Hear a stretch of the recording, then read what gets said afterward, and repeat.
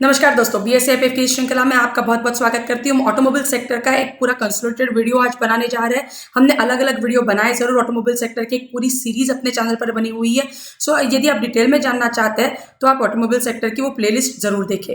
जब हम कोई निवेशक ऑटो कंपनी कोई चयनित करता है जिसमें वो निवेश करना चाहता है, तो सेक्टर के बारे में जानना बहुत ज़्यादा जरूरी होता है ताकि उसे वो पूरी एक दिशा मिल पाए कि यदि कोई निर्णय उसने कोई एक कंपनी शॉर्टलिस्ट करी है कि जिसमें वो स्टॉक मार्केट हो या म्यूचुअल फंड हो जिसमें वो निवेश करने का सोच रहा है, जिसमें वो निवेश करेगा भविष्य में, ऐसा उसको लग रहा है, तो ओवरऑल ट्रेंड उस सेक्टर का क्या चल रहा है। जैसे फॉर एग्जांपल कि आज यदि वो हॉस्पिटलिटी की कोई कंपनी में निवेश करने का बात कर रहा है, तो पैंडेमिक की वजह से, कोविड की वजह से हॉस्पिटलिटी के कंपनीज में वो एक मोटिवेशनल या इंस्पिरेशनल एक स्पार्क नहीं दिखेगा जो शायद अलग किसी सेक्टर में दिखेगा। सो ओवरऑल ट्रेंड क्या चल रहा है किसी भी सेक्टर का, वो जानना बहुत जरूरी होता है। तो ऑटोमोबाइल कंपनी का भी ओवरऑल ट्रेंड जब हम बात करते हैं तो पिछले दिनों में आंकड़े जरूर खराब आए, लेकिन भविष्य में क्या हो सकता है ये एक बार उसकी पढ़ाई जरूर कर लेनी चाहिए। मैन्युफैक्चरिंग वो जो कंपनी हमने चुनी होगी वो कहाँ मैन्युफैक्चर करती है, सदर्न सेक्टर, वेस्टर्न सेक्टर या नॉर्दर्न सेक्टर में,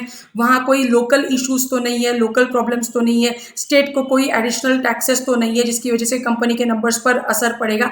सो वो सारी चीज़ें मैन्युफैक्चरिंग में हमने देख लेनी चाहिए। कितने लोग उनके पास काम करते हैं, उसमें कोई कठिनाई तो नहीं है। इंटरेस्ट रेट हमने देखा कि 70% से ज़्यादा गाड़ियाँ फाइनेंस होती है, कमर्शियल व्हीकल्स तो 90% से ज़्यादा फाइनेंस होते हैं। ऐसे में इंटरेस्ट रेट्स भविष्य में कहाँ जाएंगे, कम होने चाहिए, नहीं होने चाहिए, उसकी वजह से क्या फ़ायदा होगा ये हम एक बार समझ लेवे।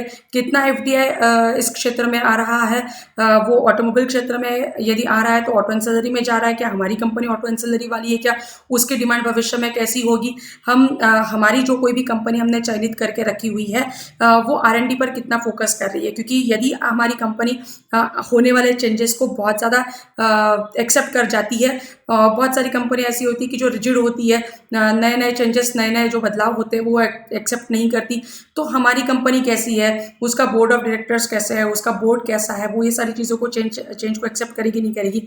और लिथियम आयन बैटरीज हो, टायर हो या और कोई क्षेत्र हो, उसमें R&D कितना चल रहा है और उसमें कितना इन्वेस्ट हो रहा है वो बहुत ज़रूरी होता है।